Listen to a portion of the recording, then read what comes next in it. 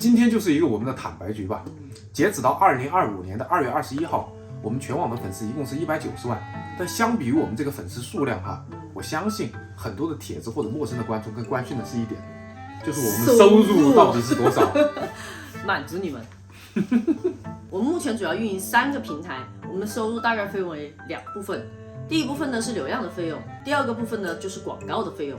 首先流量的费用，油管的稿费一共是28万，某音和小破站的流量钱就一共是5万的流量费用。然后另外呢，我们还有35万的广告，所以我们24年共计收入是约68万，这就是我们24年在自媒体上赚到的所有钱了。好，接下来是我们的支出系列。24年我们一整年的支出大概在30万左右，其实比起23年我们的支出提高了很多很多，是因为我们的粉丝增长上去了，我们就做了很多的大项目嘛，所以我们24年的盈余大概是38万左右。我们是2个人同时全职做自媒体嘛，考虑到是1年的收入的话，我觉得还是可以的。但可惜的就是我们已经做了4年自媒体了，前2年的所有收入基本上都是0，然后到23年是有一些收入了，但是也不敢想象收支平衡。所以从赚钱的角度来说，旅行博主并不是一个非常好的职业。对于想听我们分享100万环球旅行博主有多少收入的人，我觉得这个视频可以结束了，因为我们已经分享出了所有的数据。但是如果你想人生充满了精彩的冒险故事，如果你想很多人喜欢和认同你的话，我们的经验就非常值得借鉴了。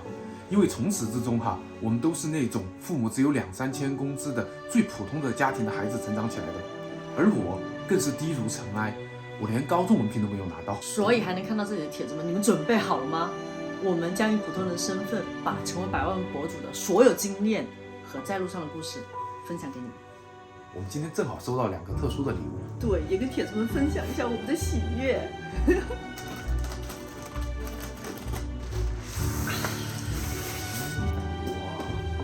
这是什么？小破站100万粉丝的牌子，重不重？很有分量。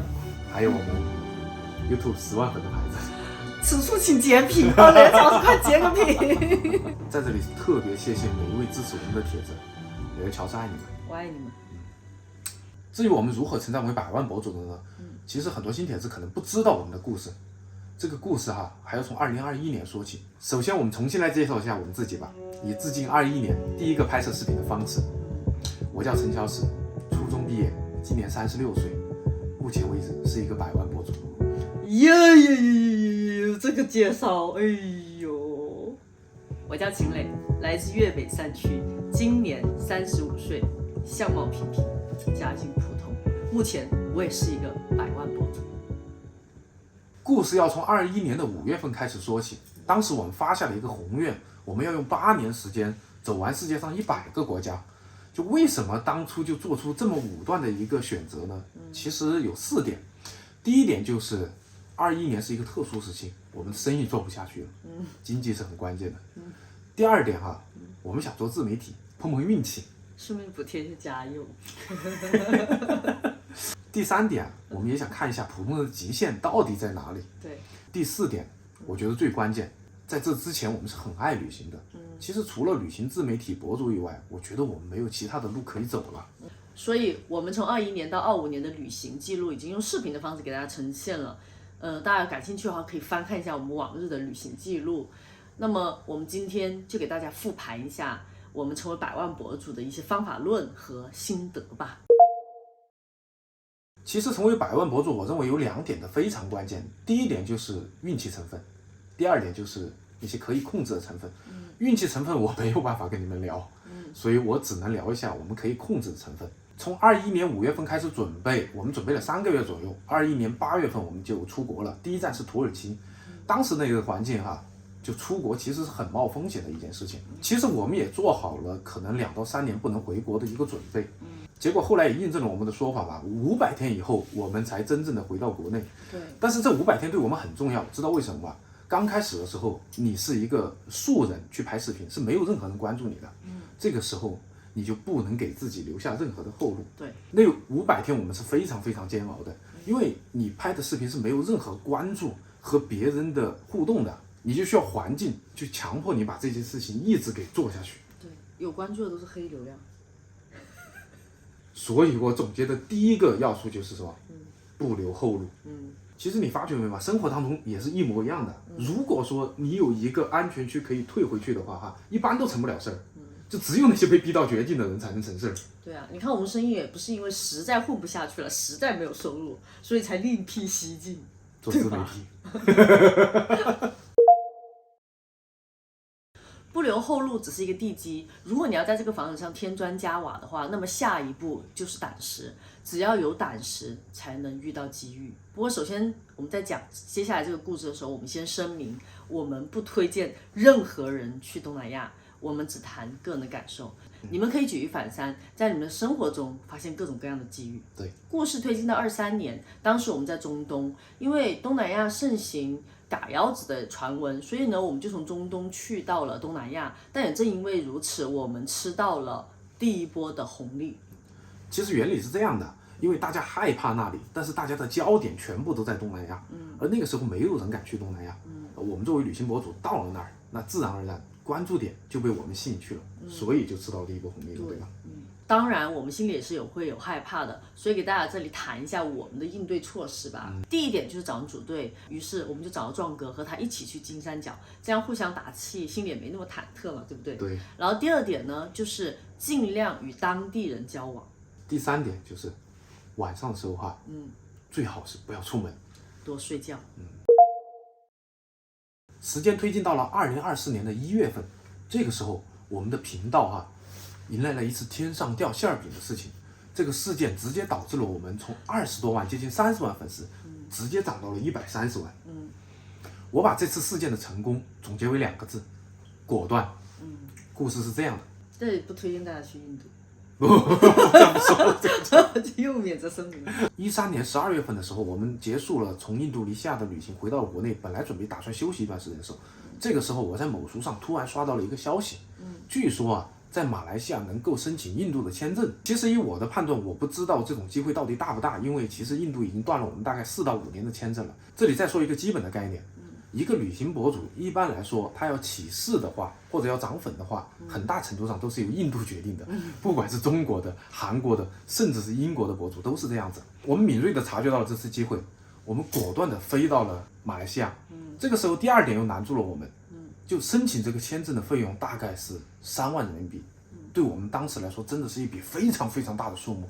现在也挺大的。我们合计了一下，最后我们下定决心，申请吧。我不知道申请了之后会不会成功，成功了之后我们在印度会不会拍得成功。所以其实这是一次非常冒险的决定。对。后来我们非常成功的在1月7号的时候，我记得很清楚，申请下来了这次签证。而且巧合的就是，我所得知的哈，1月8号这个签证就关闭了。对。所以我们成了当时全网第一个拿到印度签证的旅行博主。后来的故事大家都知道了。我们进到印度之后大获成功，我们直接从20几万接近30万粉丝，直接涨到了130万。天上掉馅儿饼啊，铁子们！其实推而广之的话，我觉得每个人生命中都会出现那么1-2颗印度时刻吧，只是或大或小而已。果断点呗。那如果输了怎么办呢？我们当时在马来西亚的时候，不是已经做好输了的打算吗？如果说申请不下来，我们就继续旅行呗，继续去尼泊尔就行了呀，也没什么。所以铁子们冲就完事儿了。第4点就是永远客观的了解观众。其实我们知道，铁子们给我们点赞，不一定都是因为喜欢我们，有可能是鼓励，甚至有可能是习惯而已。但是怎么样让铁子们真正喜欢上我们呢？就是身体力行的去发生精彩的故事。我们发觉啊，观众就是我们的一面镜子。其实我们不太喜欢这个故事的时候，观众也不太喜欢。对。所以我们永远要站在观众的立场去思考。但是这个自我并不冲突，因为你即是我。接下来可能我要说的就是最重要的一个点了。刚刚我们从2021年到2025年之间谈了好几个节点，那么节点与节点之间是用什么在弥补呢？其实就是用不断的拍摄和不断的剪辑去弥补。这个时候最关键的一点，我觉得就是执行力了，这是我们最欠缺的一个东西。其实所有的宏大的事情只要细分到每一天，它都基本上就是在打螺丝了。我想可能在2025年的时候，我们可能会有所改善吧。至于为什么，我们后面再说。第6点，以上所有元素都具备了之后，铁子们，你们只要去发生精彩的故事就可以了。Show time！ 时间来到了23年的1月份，在我们自断后路500天的旅行后，终于回到温暖的家中，休息了一段时间。期间我们拿到了10万的粉丝牌，继续开始我们新的旅行。来到了邻国老挝，在兰波拉邦参加了泼水节，快乐的气氛感染了所有人，也去了大象村庄，和被解救的大象们相处了一天。接下来我们去了老挝的首都万象，探访这个没有太多存在感的首都。旅行了几天，我们接下来遇到了壮哥，相约一起前往金三角冒险。第一次深入金三角地区和大其力，让我们对老挝有了更深刻的了解。结束了老挝的旅行，我们来到缅甸的前首都仰光，看到了小学课本里的大金塔，也看到这个国家人的日常生活。去到缅甸现首都内比都旅行，遗失了相机，遇到了好心的司机大哥帮我们找回了相机。半路没有坐上回酒店的车，还遇到了热心帮助我们搭车回酒店的大哥。去到了缅甸旅游城市蒲甘，原本热闹的城市如今只剩荒凉。在曼德勒度过了百国旅行的第2个生日，夕阳西下，起舞庆祝。去了传说中危险的缅北掸邦，参观了有趣的水上城市，住了缅甸最贵的酒店，体验到了他们巨大的贫富差距。接下来我们去到了我们百国旅行的第15个国家马来西亚，在首都吉隆坡我们体验到了现代城市的便利，然后去到了马来西亚最大的华人城市槟城，文化保留的非常好，宛若穿越。一路往下，去到了郑和下西洋的马六甲，在这里体验到了达达娘惹的文化，还去了海滨城市仙本那，探访了独一无二的海上吉普赛人。但印象最深刻的是，仙本那的海是真漂亮啊！接着我们陆路来到土豪国文莱，出道就吃了闭门羹，认识了好心的华裔大哥帮助我们入住酒店，遇到了热情的文莱一家人邀请我们共进午餐，入住了文莱最豪华的酒店帝国酒店，当了一天文莱土豪。第17国印度尼西亚，在这里我们给自己设立了死亡倒计时，只在珍惜时间，认真过好当下每一天。在路上遇到了暖心的老板娘为我们放中文歌曲，让在外的我们感动落泪。看到了壮观的布罗莫火山，如同地球的青春痘。爬伊真火山认识了台湾朋友 Pin， 一同登顶。在巴厘岛与老朋友阿娜会合，一同寻找奇特藏族文化的特鲁洋人，他们把死去的亲人放在竹笼里风干。和阿娜继续出发，探访了史前巨兽科莫多，去到了在海上岛屿生活的人家。回程看到了彩虹和海豚，这真是一段美好的旅程。在印尼偏远的苏拉威西岛寻找神秘的托拉查人，他们称已经死去但未举行葬礼的亲人病了，并且和他们继续生活在同一屋檐下，直到为他们自己的亲人举办了盛大的葬礼之后，才真正认可他们的离去。他们用自己的方式来缓解亲人逝去的悲伤。在印尼巴布亚岛，我们见识了曾经的食人族部落，体验了他们的部落文化。他们如今已经慢慢融入现代文化。结束了印尼的旅行，我们火速回家，因为我的爸爸离开了。第18国东帝汶，一个物价极高、人们却极其贫穷的年轻国家，入住了东帝汶最贵酒店，设施和价格不符。参观圣克鲁斯公墓让人感觉悲伤。去往他们的第2大城市，一路颠簸，城市规模如同一个村镇一般。我想东帝汶还有很长的路要走。和阿娜告别，我们相约下次继续一同旅行。接着，我们利用超能力拿到的印度签证，开始了我们的第19国印度的旅行。在新德里老城尝遍街头小吃，体验印式特色骗术。去到阿格拉参观了世界著名的泰姬陵，在流淌1000年的恒河边上干了一杯恒河水，感受新生和死亡。去到印度第1大城市孟买，入住印度最大的达拉维贫民窟，认识了善良热情的根正一家，和山治成为了好朋友。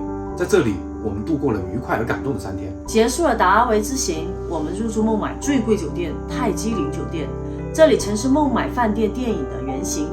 我们体验到了印度巨大的贫富差距。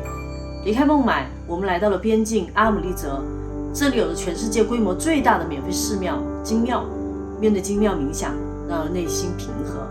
我们还参观了诙谐有趣的边境印巴降旗仪式，愿世界和平。第20国，我们回到了祖国中国，体验了世界最高海拔的火车，到达圣地拉萨。在这里参观了壮观的布达拉宫，为庆祝我的生日拍了一套藏族写真，实现了我男团的梦想。还在这里参加了羊湖旅行团，为铁子们重金祈福。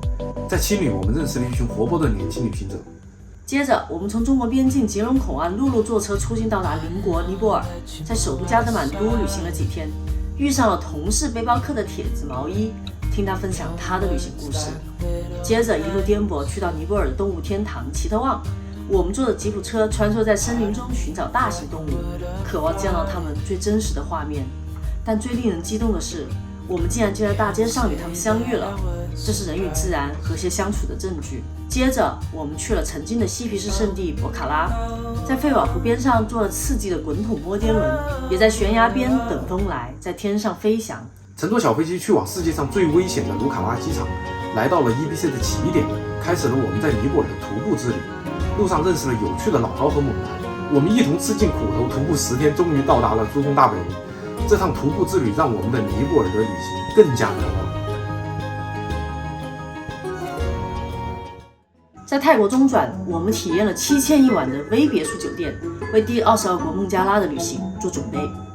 孟加拉是我们旅行的第22国，在首都打卡走街串巷，体验市井人们的生活，有些脏乱，但不妨碍人们的热情奔放。然而在打卡度过了百国旅行的第3个生日，我们8年计划此刻已剩下5年。对比印度各等级的火车，孟加拉的火车车顶是最让人难忘的。热情的本地人与我们一同在车顶上歌唱、吃冰淇淋，把我们在流量和涨粉的焦虑当中拽了出来。曾经跨过山和大海，也穿过人山人海，我曾经拥有着的一切，转眼都飘散如烟。接着我们用1000元在孟加拉旅行，体验了吉达港的菜市场，还畅玩了游乐园，去了他们号称最美的海边度假胜地考克斯巴扎旅行了一圈。在孟加拉的最后几天，我们体验了孟加拉最贵的酒店，还遇到2位卖贴纸的小朋友，其中一位小朋友身患残疾，却依旧认真生活，这是我们在孟加拉最感动的瞬间。离开了混乱的孟加拉，开始了我们第23国的旅行——斯里兰卡。在这个破产了的国家，我们感受到了普通人艰难的生活状态。我们乘坐小火车来到了佛教圣地康体，入住了当地非常有特色的野色酒店，参观了当地的精神象征佛牙寺，还给大象洗了澡，去了世界第8大奇迹狮子岩，看了美丽的日落，还去了高山茶园。其实在斯里兰卡的旅行中，我们因为拍摄的理念不同，还爆发过激烈的争吵，这一次差点放弃了频道，焦虑也达到了顶峰。一段时间的沟通后，问题解决了，乘坐了千与千寻的小火车回到了首都，在浪漫的雨中结束了斯里兰卡的全部行程。我们祝福斯里兰卡。从斯里兰卡坐飞机到达一个全世界知名的度假胜地，开始了我们第24国旅程，这就是马尔代夫。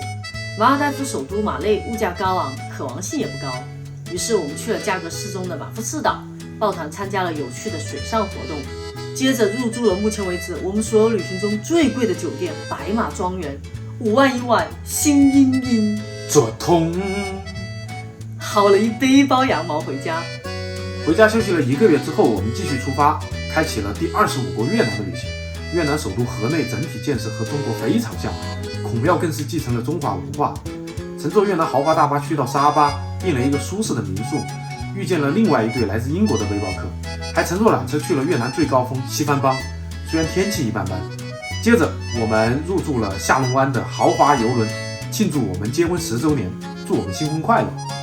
我们去拜访了世界4大奇人不睡觉的太奥爷爷，老人家因为失去了睡眠而变得孤独，他们非常热情地接待了我们，愿他身体健康。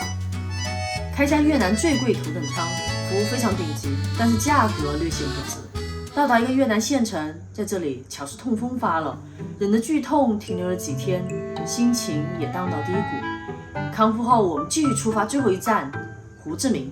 我们第一次入住了全球知名酒店越南安曼酒店，也入住了15一晚的民工房，体验了街头按摩，感受到了这个城市巨大的贫富差距。整体来说，越南我们并不是太喜欢，不知道为什么。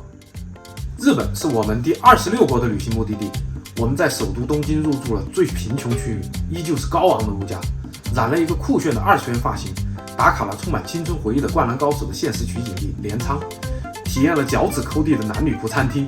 在出发去往福岛的期间，我们也许是因为日本压抑的环境和自媒体的压力，我在网吧心里崩溃了。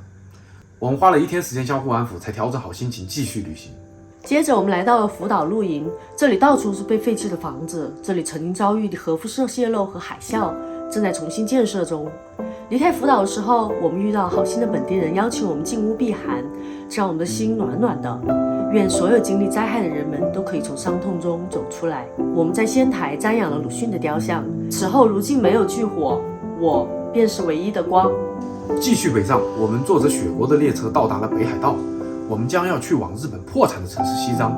在去西藏的路上下错了公交车，无奈之下在雪里走了1个多小时，终于遇上热心的一家人，他们特地开车送我们到了目的地，这是我们永远都不会忘记的温暖时刻。西藏曾经是欣欣向荣的煤炭城市，但依旧挡不住城市转型的失败。我们坐车回到东京，入住最先进的机器人酒店，价格心殷殷，做痛，但入住体验却一般。辗转了3趟车，来到申请了世界吉尼斯纪录的1300年历史的最古老酒店——西山庆云馆。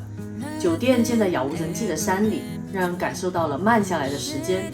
无论是温泉还是怀石料理，都让人平静。一直以来的焦虑，在这里终于开始慢慢释怀。我们有信心继续走得更远。接下来是浏览历史名城京都，学习了当忍者，还救了2只被迷线缠绕的海鸥。日本人对我们用中文说谢谢，让我们非常愉悦且自豪。奈良的小路也非常治愈人。日本之行差不多也到达末尾了。最后我们在大阪快乐节遇到了很多帖子，也和好久不见的壮哥再相聚。祝所有人2025年平安、健康、自由。至此，我们用4年的时间走了26个国家，稍微有点慢。所以我们接下来用剩下的74个国家做了3条长线的规划。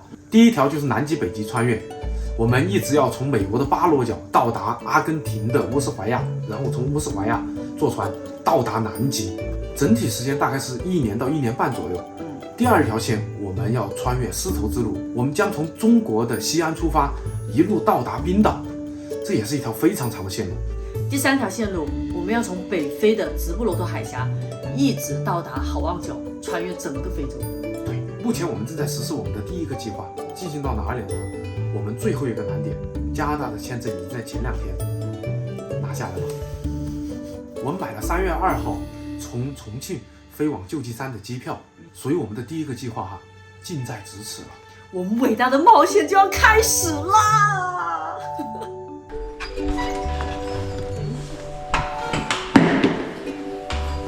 但在开始冒险以前我们先去剪个头发，从一切头开始。是的。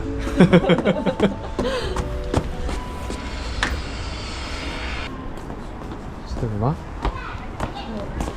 老板自己在洗头啊。他先洗了。好好的。尽量剪短一点，因为很长时间都不会回来了。你确定好了吗？怎么弄？我确定好了。是吗？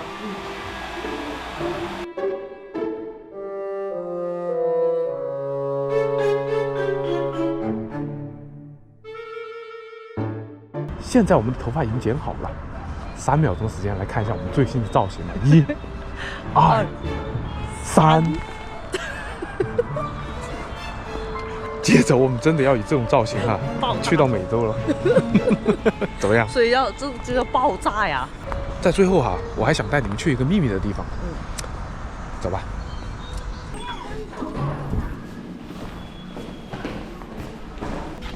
这就是楼顶，但还没有到。在这里。我来啦！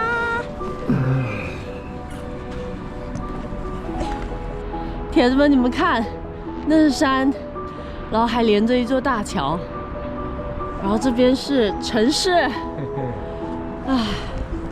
出不去的时候，我们就会常在这里想，我们当时可以旅行的日子多么美好啊！对呀，在我们的秘密基地里，我们就来一场真心话大冒险，怎么样？为什么更新的那么慢其实你知道吗？在成长为所谓的100万博主以前，我们真的是非常非常普通的人，所以我们身上有很多的恶习，比如说我特别喜拖延和浪费时间。Me too。老实说我真的没有办法全身心的去投入任何一件事情，包括我们的自媒体。其实每次看到帖子在后台给我们留言觉得我们鼓励到了他们，我们都觉得是很有愧的。我的内心也很煎熬。直到最近我遇到了2件让我非常非常震撼的事情，这个我会直接分享到评论区里面。我觉得这2件事情哈，让我们做出了重大的改变。我们决定全身心的投入到自媒体当中去，我们决定啊，全身心的去好好的旅行，全身心的爱每一个帖子。对，正好我们不是规划了3条长线嘛？我们以前定的8年100个国家嘛，现在已经走了接近4年了，才走26个，肯定是走不完的。我估计未来还有5到8年才能走完这3条长线。所以啊，接下来我们用5到8年的时间一起来见证吧，就是普通人的极限到底在哪里？对，接下来3月2号哈，将飞往美国，开启我们南北极的穿越。所以3月2号，就请帖子们和我们一起见证这场陆地最长的穿越之旅。这次我们一定保证拼尽全力，分享精彩的故事出来。那最后我们来报一下幕吧。今天是我们不知道在家里休息的第多少天。我们会陪你走过5年的时光。我们是谁老婆？ 2个无名之辈。